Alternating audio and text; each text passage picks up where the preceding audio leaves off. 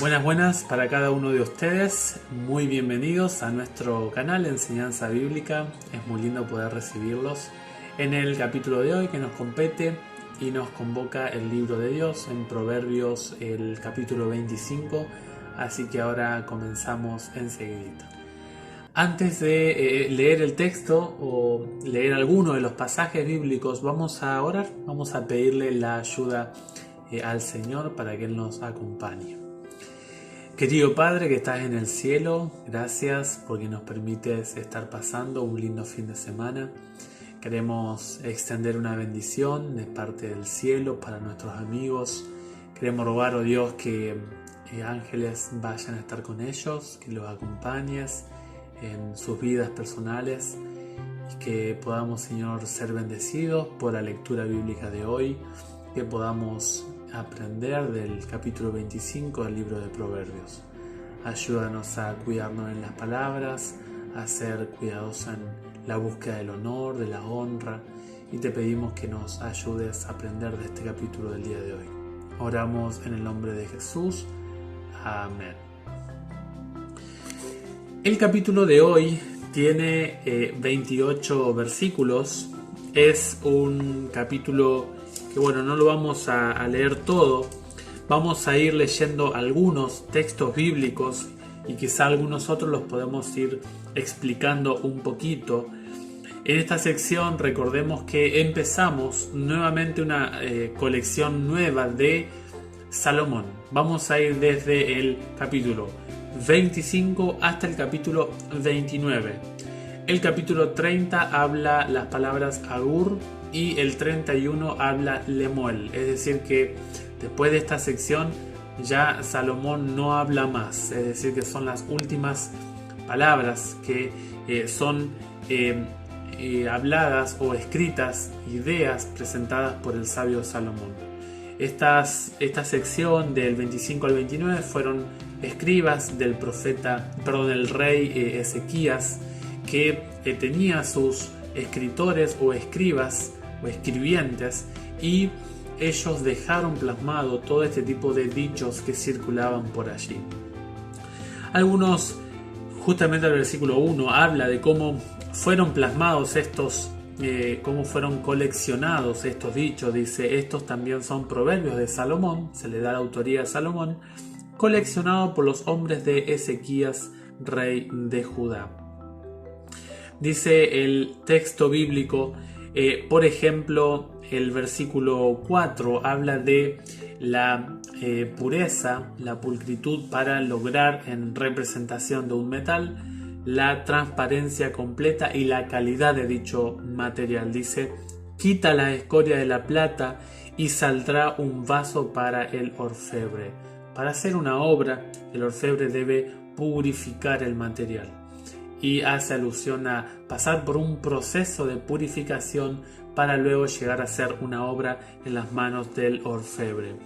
El versículo 5 habla de cómo el malvado, el pecador, el impío, lejos de hacer un bien a la nación, hace un mal al mandatario, que en esa época era una monarquía, un monarca, estaba toda la autoridad en una persona.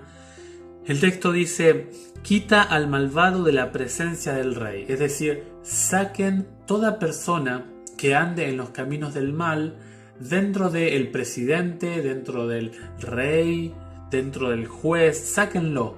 Y luego va a venir una consecuencia, dice, y su trono se afianzará en la justicia. Dice que el rey debe sacar al malvado, porque el malvado en la presencia de la nación, del gobierno, provoca debilidad, provoca una degradación del gobierno del rey en esta ocasión. Los versos 6 y 7 hablan de el cuidado de poder buscar honra apresuradamente. Dice, no te des importancia en la presencia del rey, ni te pongas en el lugar de los grandes. Más vale que te digan sube aquí que verte humillado ante un noble. Esta enseñanza que nos enseña aquí Salomón tiene relación con el concepto de Cristo, ¿no? Cuando dice no vayas a sentarte en la primera fila, no vaya a ser que el encargado de la fiesta te diga, amigo, ¿qué haces acá? y te haga levantar y te haga ir al fondo y pases vergüenza. Es mejor que humildemente nos quedemos allí atrás, al fondo, y que el que está dirigiendo la fiesta diga, ¿dónde está mi amigo Ezequiel? Ezequiel, vení. Y uno queda bien delante de todas las personas. La humildad me hace ubicarme en el momento de la honra. ¿Se acuerdan de, por ejemplo, Amán en los tiempos de la reina Esther? Saben que Amán buscó la gloria y se equivocó al dar la honra a su propia persona, siendo que el rey pensaba darle gloria para otra persona. Por eso no debemos apresurarnos. Los versículos 11 y 12 habla de la calidad de las palabras y luego habla de la recepción de dichas palabras. Dice el versículo 11, manzanas, o hay otras versiones que dicen naranjas, manzanas de oro con filigramas de plata, es la palabra dicha oportunamente. Acá está hablando de el hablar de manera adecuada para los oídos del otro. Dice anillo de oro y collar de oro fino, el versículo 12, es el sabio que reprende al que sabe escuchar. Es decir, no solamente es valiosa la palabra en sí misma, sino que es valioso el acto de aceptar esa palabra. Cuando la palabra es buena, es una calidad digna de ser ponderada, pero el oído le entra por acá y le sale por acá, no tiene valor el efecto de esa palabra. Este versículo 11 tiene que ver con la palabra asertividad. No sé si la han escuchado, se usa mucho en psicología, pero tiene que ver con la salud emocional que tiene el que dice la palabra para la salud emocional específica, adecuada, del que va a recibir esa palabra.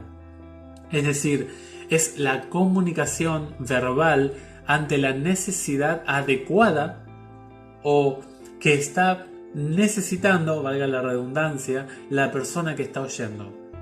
Por allí nos transformamos en repetidores de conceptos, de palabras, y a veces es necesario tener asertividad, decir la palabra exacta para lo que esa persona necesita.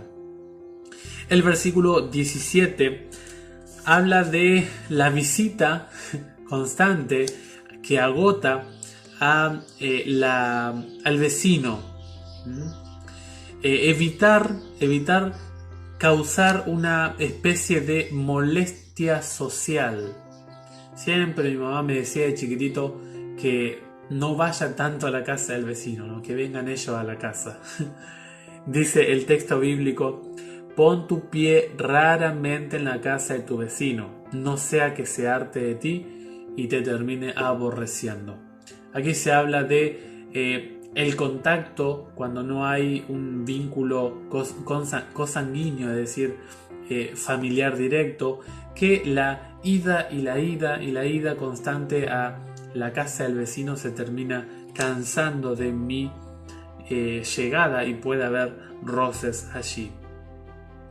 El versículo 18 es interesante, que habla de que aquellos que transgreden con sus palabras ante el prójimo dos mandamientos de Dios: matan y levantan falso testimonio. Mandamiento número 6 y mandamiento número 9.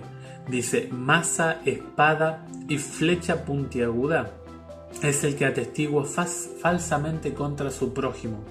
Noten ustedes que se habla de la maza, de la espada y de la flecha puntiaguda. La maza se usaba para destruir, para demoler, para aplastar las cabezas de los derrotados. Habla de una batalla que se ha ganado y se emplea esa herramienta para terminar de eliminar al enemigo ya muerto. La espada se utiliza en sentido de una calidad de palabra que corta, que tiene filo, que es aguda, que lastima. Y finalmente la flecha puntiaguda habla de la saeta o el dardo, que esta es la más peligrosa, ¿no? Porque el arquero se escondía, se camuflaba y uno no sabía dónde venía la flecha y por allí puede ser que alguien hable de manera linda cuando se lo ve, pero de manera camuflada daña a nuestra persona. El versículo 20 hablaba, así como hablábamos en el versículo 11 y 12, de la asertividad, es decir, de hablar lo que era adecuado para el oído del prójimo. El versículo 20 habla de, dice, quitar el manto en un día frío, echar vinagre sobre una llaga, es entonar canciones a un corazón afligido. Es decir, lo que nos está hablando aquí el sabio Salomón es la propuesta de a veces callar. Cuando hay un corazón que está dolido, es mejor hacer silencio. ¿Se acuerdan los amigos de Job, por ejemplo? Estuvieron 7 días en silencio. Y qué tremendo cuando estos hombres abrieron la boca, ¿no? Empezaron a difamar a Dios, difamar la santidad del patriarca. Es decir, es mejor a veces estar en silencio. Si bien tenemos que saber qué decir, debemos también entender que hay momentos que el corazón está tan afligido que es mejor callar.